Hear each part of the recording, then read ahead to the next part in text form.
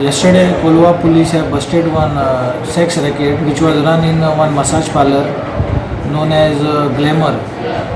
We had information that one person by name Ramesh Upadhyay is soliciting customers at Kolwa and is taking the customers to that Glamour massage parlor where the sexual activities were taking place.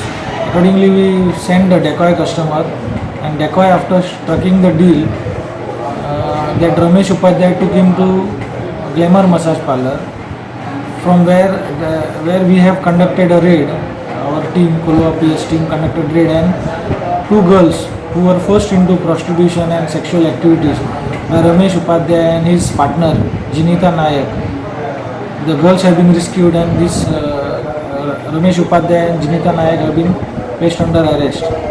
Further investigation is in progress. We are in the process of verifying the premises, owner of the premises, and the permissions given to that said parlor.